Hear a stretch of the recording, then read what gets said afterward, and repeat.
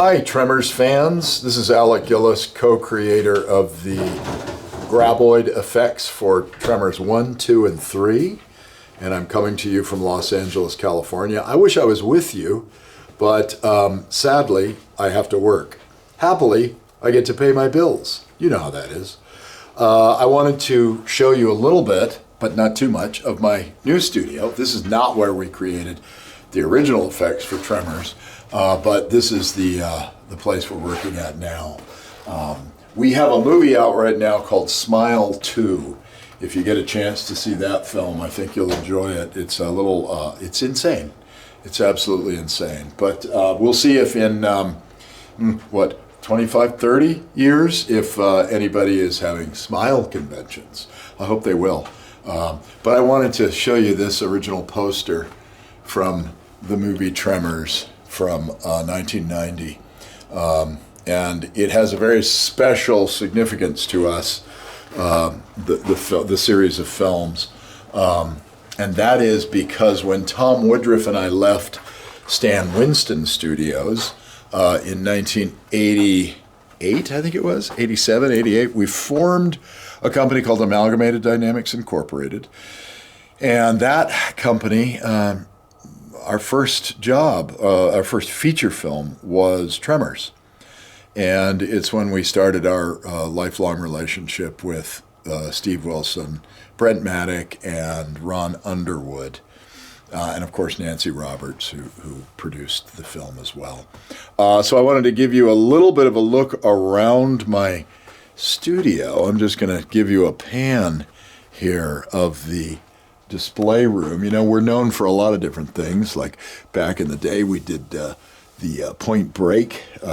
We've done Predator movies, including the most recent Prey. There's the bone helmet from that film.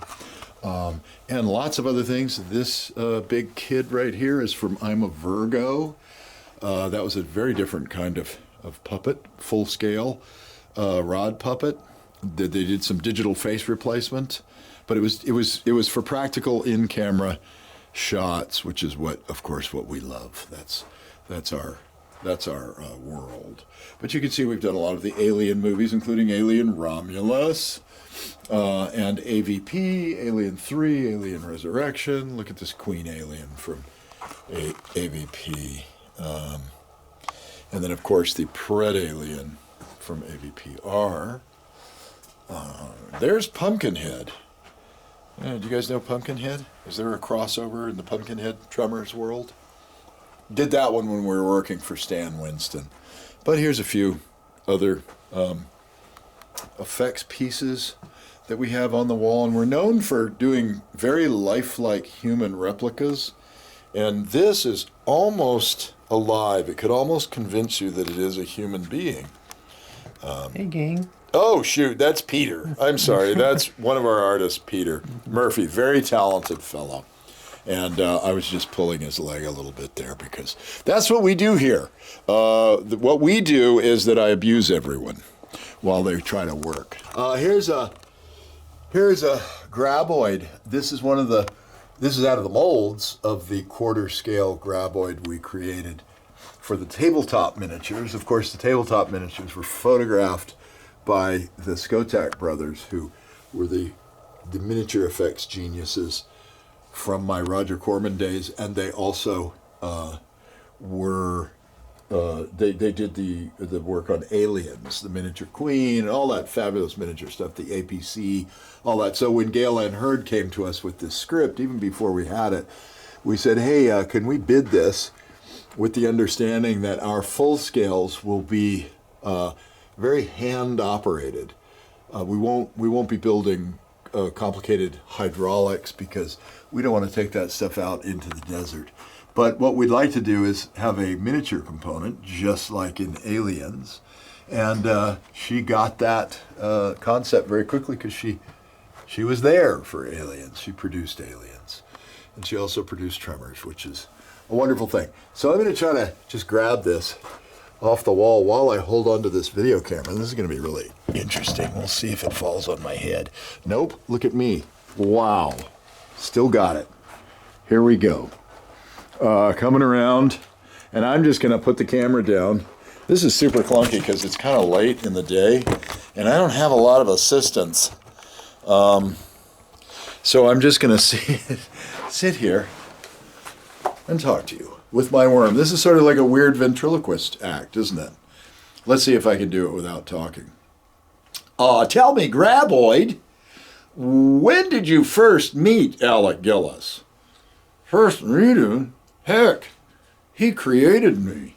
He created you? Yes, that's right. He's the genius behind it all. But what about Tom Woodruff Jr., his partner? Oh, yeah, but who cares about that guy? He's not here right now. What do you think? Is that working, or should I just... I'll abandon it. We'll abandon the joke. It's not good. No one was fooled by that. Anyway, where were we? We were right here. Okay, so let me give you the story of our involvement in Tremors. We had been working, Tom and I, who formed the company, Amalgamated Dynamics Incorporated, in 1988. We had been working for Stan Winston on movies like The Predator, Pumpkinhead, Monster Squad, Aliens, movies like that. Great 80s movies, right? And we left Stan's with his blessing because we had written a script that was getting some interest. And we thought what we'd do is, make our way in the world, and we were going to get this movie made. Little did we know that people get interested in scripts all the time, and then they don't get made. So our company was founded on failure. Failed screenwriters need something to do, so what do? You open a monster shop. Actually, monsters are our first love. Everything that we have always done has been creature-related and horror or sci-fi. So we were kind of, doing little jobs. We did like some episodic TV, but no feature stuff, really. And then we got a phone call from Gail Ann Hurd. And she said she had this great script called Beneath Perfection. And we're like, oh, yes, please, send it over. We read it. It was so good and so fun. And we were immediately, starting to think about how could we, create these worms. There was no digital back then, no CGI. So you had to do it real, which I think is one of the strengths of those first Tremors films. So we got on the phone with the filmmakers, who were Steve Wilson and Brent Maddock. They were the writers, and they were also producers on this film. And these guys, you know their work. They did Short Circuit, and they had written The Land Before Time, and just really, really top-notch writers, genre writers, and the nicest people you would ever meet. And so we started talking to them. We hit it off over the phone, and then they said, why don't we come visit you at your studio? And the only problem was we didn't have a studio at that time. So it's hard, like we thought, well, we're not just going to say we don't have a place to work. That doesn't sound very inspiring of confidence. So we said, how about this? Why don't we meet you halfway from wherever you are? Where are you guys? I think they were maybe out Glendale or Pasadena or something like that. And we picked a point midway between, which was Toluca Lake. So we said, the Marie Callender's, they got a giant round table. We'll all sit there. So we would meet them kind of on the regular, even before we got the job. And we'd bring our nature reference books and stuff, and we'd spread them all out on the table, and we'd eat lunch, and we'd just talk about monsters and about what these things could do. And they'd give us a better idea of what was needed in the script, and budget parameters and things like that. And it was really a great time. It was a great way to get to know these filmmakers. Ron Underwood came as well. And we really loved these guys because the writers were a little further along in their career than Ron Underwood was, but they were all USC film school buddies. And they had, for years, said, we're going to, come hell or high water, we're going to make a movie with our friend Ron Underwood directing. And so that's what they did. They just stuck to their guns and just said, he's our man to direct this movie. And if you know anything about movies, you know that nobody wants to spend millions of dollars. As low budget as Tremors was, it was still a significant investment. Nobody wanted to invest in a movie that had at its helm a first-time director. But these guys, Ron had some samples and showed him, and was good in the room and all that stuff. And Brent and Steve were very supportive of his vision and very supportive of him as a filmmaker. And they stuck together, and they convinced the studio that Ron was the one to direct the film. And thank God they did, right? And thank God the studio listened to them, because the movie has such a unique and special kind of. You can feel the joy in the film. I always thought it started with those three friends from their youth, their college age, and they were best of buddies, and here they were living their dream, making a great movie, and it just sort of showed from the top down. That's how movies work, is that people look towards the leadership to see what the tone of the film is, sort of on a workaday sense, the crew, and they were just so gracious and kind to everybody, and enthusiastic and hardworking, and that made you want to go the distance for them and really see their success, thrive. But that's the way it is. You do the best you can for the filmmaker and for the script, and that in turn helps our work as well. But I'm a big fan of writer-director teams and all that stuff. So this was a great one. But anyway, we eventually we were like waiting to get our first check for Tremors, so that we could put down the first and last month's rent on a workshop. And we just couldn't. We had a deal fall through. We thought we had a place, then we didn't have a place. So we went to our old friends, K&B, who is Howard Berger, Greg Nicotero, and Robert Kurtzman, and we begged them, could we please sublet some space from you? They had a studio, and they were doing makeup effects. I can't remember. I think there was some downtime for them.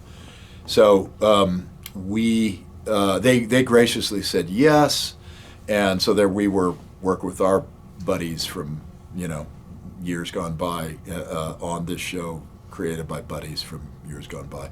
And we started sculpting, and we employed Howard and Greg and Bob as sculptors, and so it was a lot of fun. But before we got into actual sculpting and building of the creatures, we were doing design work for it. I don't think I have anything on the wall of the original.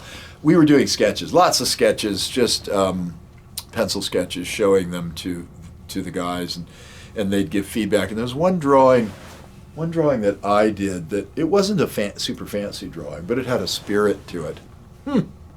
Darn it! It had a spirit to it, and the guys responded to it. They said, "Yeah, something like this," because the only description in the script was that the head opened up like a grotesque flower. That was about the only description.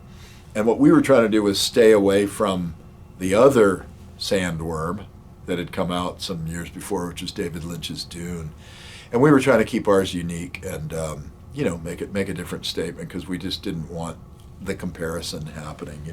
So what we decided was that we would design a worm that had kind of, whereas the worm from Dune was a little bit more like an earthworm, and kind of had a muscular sort of earthwormy movement, we thought, well, why don't we give this one a bony, hard shell head? You can see this kind of spearhead kind of feel to it. We called it pterodynamic, so that it could smash its way through sand and dirt and rubble and stuff. And then the part about the opening like a grotesque flower, well, that was these side mandibles and lower jaw, and then a very beautiful kind of bright interior that looked sort of floral. And then if you look in here, you can see the little tentacle heads poking out. And these heads, of course, had to appear to be individual creatures, because the first part of the film They mistook a ripped off tentacle for the creature. Hopefully the audience does too, and then it's a surprise when they reveal that it's a much larger creature that they're dealing with, and that there are multiples of them. But the other design aspect you can kind of see here, for me, what I was thinking was I'm a fan of snapping turtles. So you can see that head and the middle lower jaw is basically a snapping turtle. If you get rid of these mandibles, we fancied it up a little bit. We gave it kind of broken bone or obsidian, sort of chipped ridges on its head, so that it would look more like not like teeth embedded in gums, because that's kind of the stereotypical way to go for jaggedy monster teeth. And then the interior, we were looking at gullets of alligators and so forth. And then the rest was just sort of coming up with cool looking shapes. I love obsidian. And so, that's kind of how this ended up being like a black, head, bony head. Also feels slightly alien, like you don't really see black bone in nature. But that kind of fed into what is the possible origin of these creatures? Are they alien? Are they the result of atomic energy, or are they've just been they killed the dinosaurs? Have they been around that long? Who knows?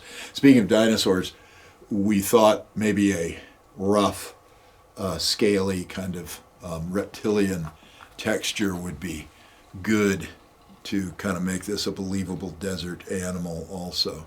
So we were trying to make something that looked believable and plausible, using a lot of real life nature reference, but recombining shapes and so on. And then we painted them in kind of interesting kind of desert colors. And then once we got out to set with our full scale puppets, we just threw shovels full of dirt, local dirt, on it, and rubbed it into their bodies so that they would look dusty and lived in. And this dust, I was going to say this is all fake dust painted on, but some of it comes off of my hand, which means we need to do a little more dusting in this display room. So that's kind of where we fell in the design realm. I hope that's interesting to you. Let's see, what else can I tell you about the techniques? Well, you've probably seen a lot of the behind-the-scenes footage, but the length of these worms was 25 feet. It was described that way in the script, and that's about as big as the Jaws shark, and I think that was kind of cool. We liked that this would be like an homage to Jaws in a way. And the big one that they find, that they kind of dig up after it kills itself trying to ram through a concrete wall in the gully, that was a big soft foam sculpture that we did, carved with it was upholstery foam carved with an upholstery knife, or not an upholstery knife, a turkey carving knife, that reciprocating that cuts beautifully through upholstery foam. So we used that and glued it together, contact cement, and then we went into our negative molds of the full scale sculpt and did slushy castings of skins and wrapped those skins around, sort of upholstered the upholstery foam with the textured skin to create the body of the thing, 25 feet long. Then we had a few other puppets that were full scale, but they were, as I mentioned, they were simple puppets, and they had rods in them, kind of like poles that you would you could stand behind them and move them like this, and it would move the poles, which would turn the heads, up, down, side to side, all that stuff. And then the jaws opening and closing were done with big, with bicycle cables, like heavy duty bicycle cables that were wrapped around pulleys inside the head of the creature.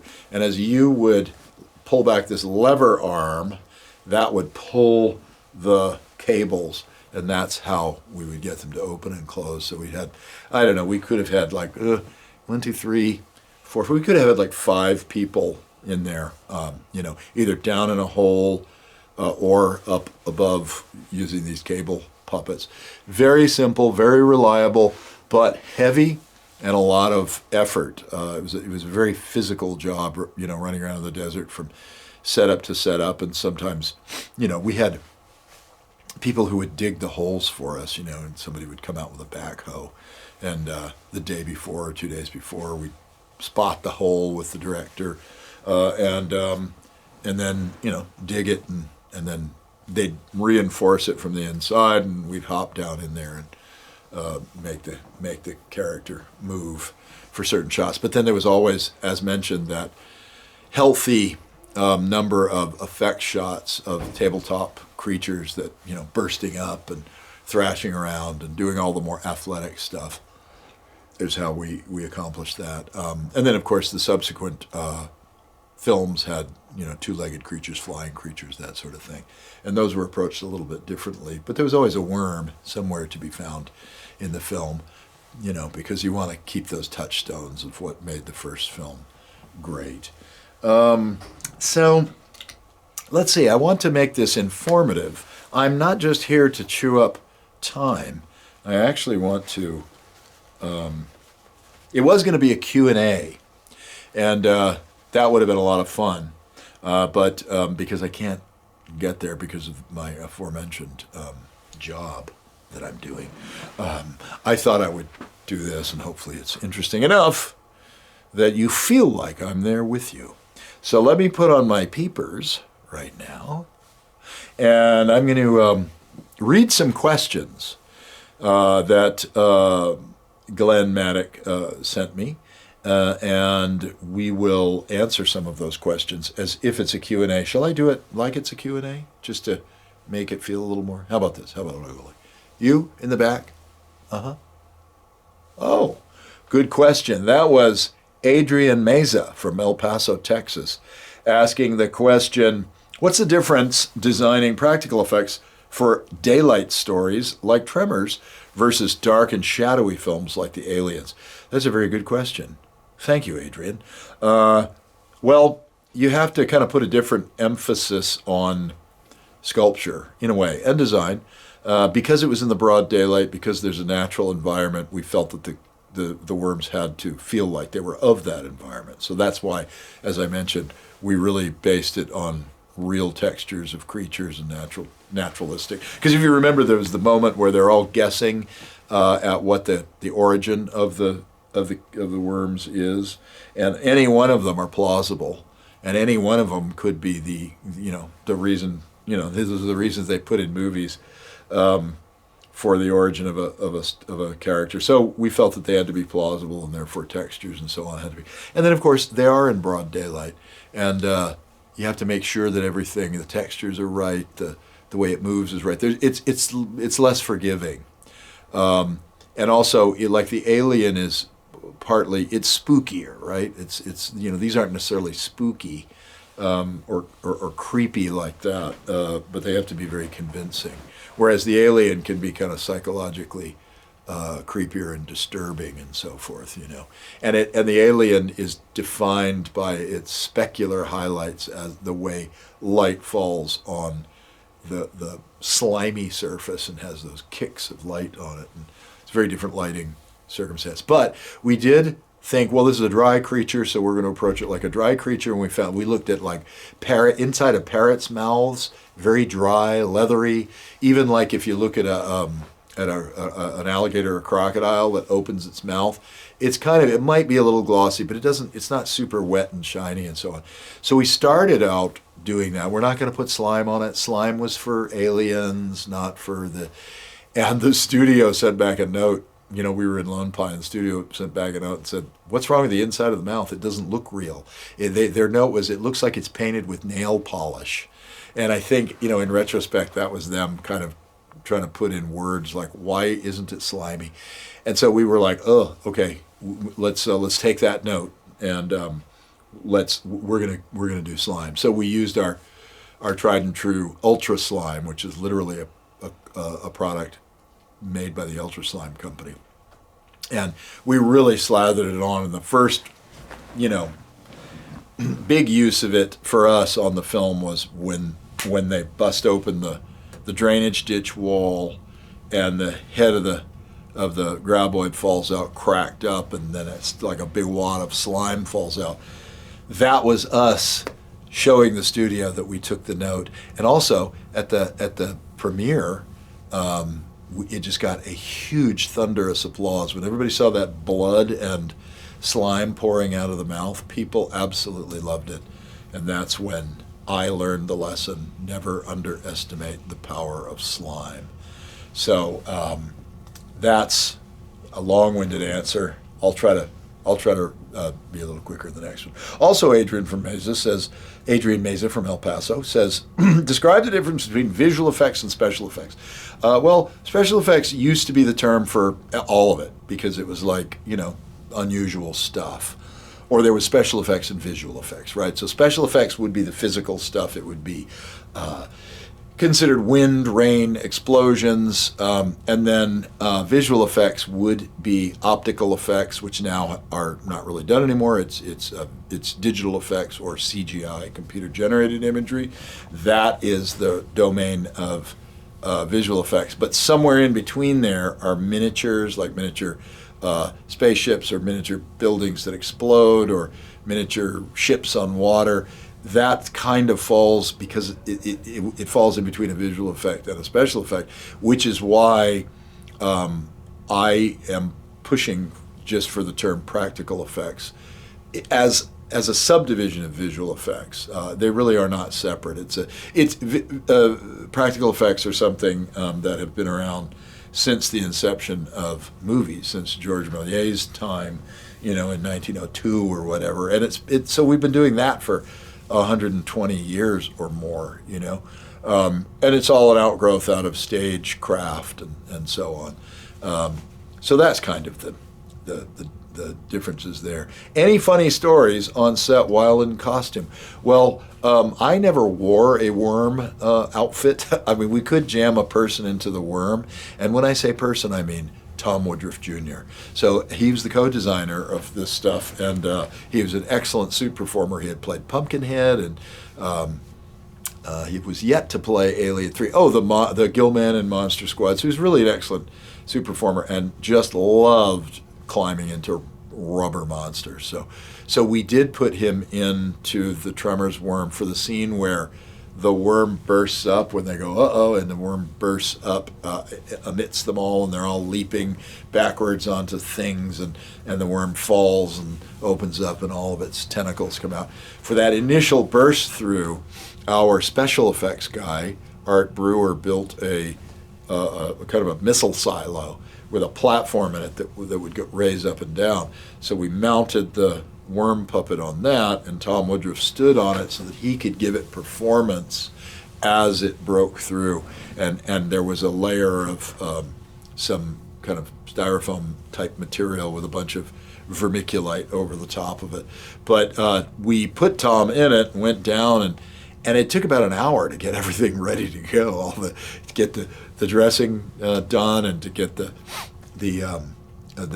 camera in place and so on. Tom had a walkie-talkie, but he was like going, "Hey, it's getting awful stuffy in here," and then I don't know if the oxygen is holding up, because he was sealed in. So luckily we got it on the first take, because I don't know if Tom would have lasted many more takes after that. All right, Michael Griffin from San Bernardino, California, says, what software do you use to help with production of special effects? Well, back during Tremors 1, there was no software. Software didn't exist, except for our own soft brains. But now, in the modern era, we sculpt in the computer very often with a program called ZBrush. We also use Lightwave and CAD, those kinds of things for mechanical design, or if we're designing miniature buildings or something, CAD comes into play there. I'm trying to think of what else. Oh, Photoshop, we use that too to create artwork. So generally we're doing those sort of digital or software-based design happens in pre-production, and then once we execute, we move to more traditional techniques, and then we take them on set, we puppeteer them, and we create the desired effect that way. Caleb Del Rio from Illinois. If you could go back and change something about graboid or shrieker design, what would you change? Oh, sounds like Caleb has his own ideas of what we should change. Well, as an artist, you when you design something, you're on a schedule, you're on a budget, and you're plowing through it. And I can't remember who the famous person was that said a work of art is never finished, it's merely abandoned. And that's the way it goes. You could dote on it forever, but then it's unfinished, and then there's no movie. So you do have to kind of work within the parameters, and I think that's a good thing. I don't think that's a bad thing at all. I think no limitations end up with something that is like all over the place and not focused and confident. In terms of the graboid or the shriekers, I would with the shriekers. What would I like? Well, let's say the graboids. The graboids, I think are a really good design that still hold up, and I think they were executed very well. I feel like at the end of the film, when he plunges off the cliff and hits the ground and explodes with blood coming out of him, I feel like we could have been a little more organic with the way we pre-broke the skin. We went with this idea of making little tiny slices all the way through the skin and kind of hollowing the skin out from the back, so that as it hit nose first, they'd kind of accordion open, and you'd have the orange blood would spill out through them. And it does. It just doesn't work across the board. There isn't enough blood coming out of every single one of those holes, and they end up sort of looking like what they are, which is slices in the skin. I think I probably, in retrospect, would have pre-torn a lot more of it and lightly superglued areas back, so that when it hits, like it splits into like a few big splits on it rather than a bunch of tiny ones. In fact, Siskel and Ebert mentioned that, they gave Tremors a bad review when it first came out, and that was one of the things. They were like, oh, there's a number of technical flaws. You can see the slices in it before it hit, all that stuff.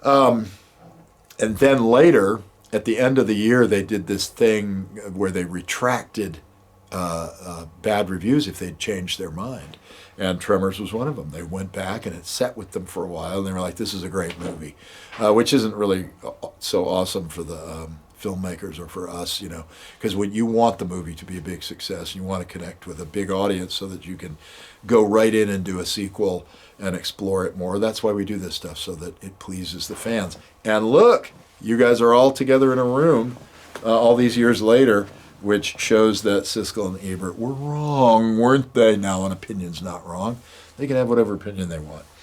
Shriekers, what would I change? Probably I would like to, here, hang on.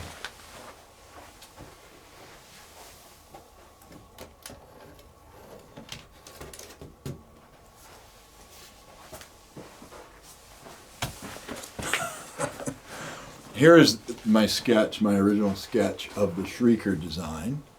Get that so it's not so glary. And you can see that, you see the way this connects nicely into the body seamlessly. We made a decision for maximum movement that we would kind of turn this into a fold, so that this leg could be done as a separate piece and sock it in, and then it could kind of spin in the socket, rather than if it was attached to the rest of the body, it would bind itself a little bit more. So we went with sort of like, the way a rhinoceros has kind of a fold over its hip. It has various folds. Then we kind of use that as a way. But I didn't think that it was as effective as I'd hoped. I thought it was a little bit more obvious. But other than that, this is what I drew. I drew this when I was working on the movie Jumanji, the original one. I drew it in my hotel room. I sculpted a maquette in my hotel room, which I carried back on an airplane, a jet airplane, in fact. Took it back to the shop so that we could, measure it and sculpture was happening while we were going back and forth on Jumanji. Heady times. Heady times. Let's see. Were there any moments with Graboid interaction with the cast that were funny? With the cast, no, the cast was great with them. I mean, we didn't have like, but, you know, everybody was really like, you know, very pleased to see how it looked. Because obviously when you sign up for a movie like that, it's going to live or die on the, in part on the look of the creatures. So people were really very pleased with them. Kevin Bacon was riding a horse once, and we had the Graboid puppet laying out on the ground next to the truck, and the horse saw it and kind of, which I took as a compliment, a horsey compliment, because that horse its reptile brain saw jaggedy shapes and maybe threatening shapes, and just wanted to get out of there. But then again, I saw a horse do that there was an old shoe on the ground once, and a horse did that. So I can only take the compliment so far. Let's see. During the first film, the Graboid origins are left vague. Do you have any personal canon where you think they should come from? I thought this was one of the brilliant things that Steve and Brent and Ron did. They got a note from the studio that said, we need to tell the audience where this is from, or people are going to be confused. They're not, and they didn't really feel that way. They thought, we're at a point in history where people have seen enough of these movies to know that there's only a few explanations. So they took a vote at a production meeting. How many of you think we should give the one explanation of where this thing came from? And nobody really raised their hand. How many think that it's good not knowing? And we all raised our hands, and that was because we felt that this movie takes place in whatever, a 24-hour period or whatever it is. You would only know as much as the characters. You should only know as much as the characters know, and that's fine. But they went one better because they, had this note from the studio, and they have the scene where they're all sitting on the rock pontificating, and everybody's got a different opinion about where they came from, so they get to put in 3 different potential origin stories. I thought that was really genius. Where do I think they came from? I kind of liked the ambiguity, but as mentioned, I thought, the design had to say, could be alien, could be prehistoric, could also be radioactive. The radioactive thing is my least favorite, I will say that. I probably like the historic explanation most, because I think it could be cool, the idea. We used to talk about this as we sculpt or paint or whatever, like, well, maybe these are the things that killed the dinosaurs, But anyway, as long as there's some subtext as an artist to grab onto that can help you visualize more completely what the thing should look like, that's what we are looking for.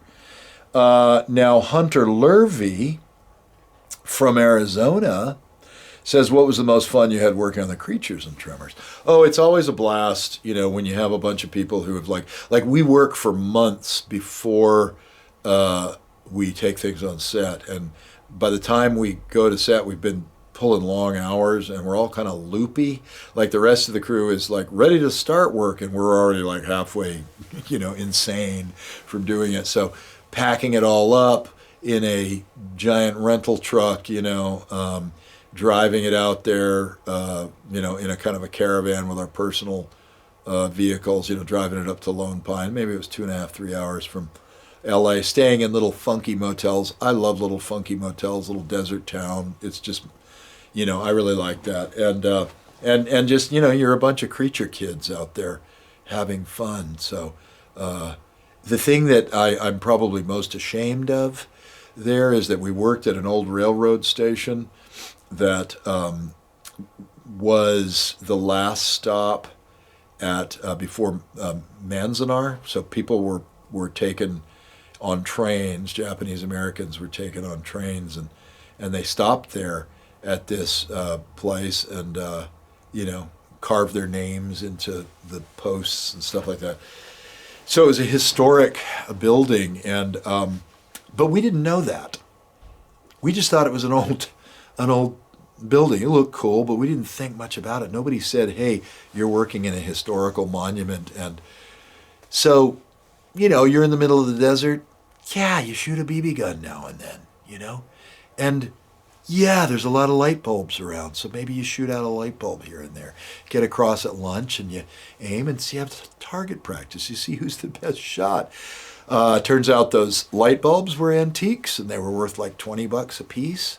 And Ginny Nugent, who is a wonderful, she's a wonderful producer. She ended up going on to Netflix and producing Game of Thrones, I think. She was so understanding because she was like, you frickin' goofballs and your dumb BB guns, you're shooting up this historic, and we're like, historic what? So we just felt terrible about it, and we started treating the place with a little more respect. So when we would actually blow things up with pipe bombs, we'd make sure to move very far away from the train station, and then we could blow the pipe bombs up out there. But none of this is actual fact, you see, because I don't think it's legal to blow up pipe bombs in the middle of government land. So I disavow. Where did you hear that ugly rumor? Okay.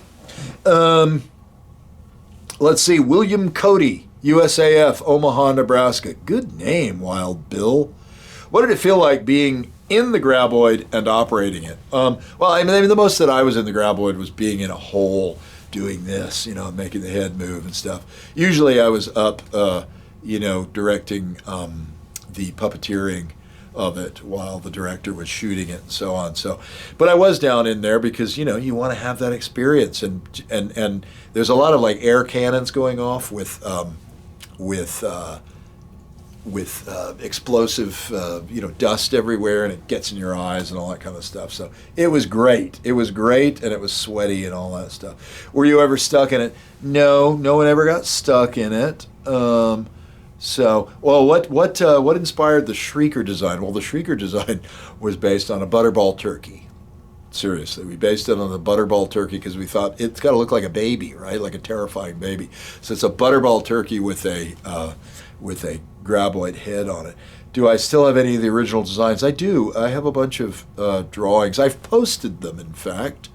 You can follow me on Instagram, Alec_Gillis. That's Alec_Gillis. And you can see some posts of old Tremor stuff. But you can also go to our YouTube channel. It's called Studio ADI's channel. And we have a number of Tremors videos from the day that we shot on location right there. And then Steve Wilson has some great videos. Darn it, I'm forgetting what it is, but Glenn Maddock will know.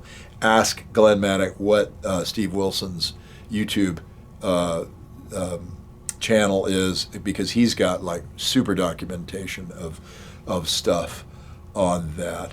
Bubba Parrish from Savannah, Georgia. When making the head of the Shriekers, did you use a hard mold like a car part or a silicone mold? It was a silicone mold. It was pretty, it had a lot of undercuts to it, and silicone makes your life, a soft negative mold makes your life easier.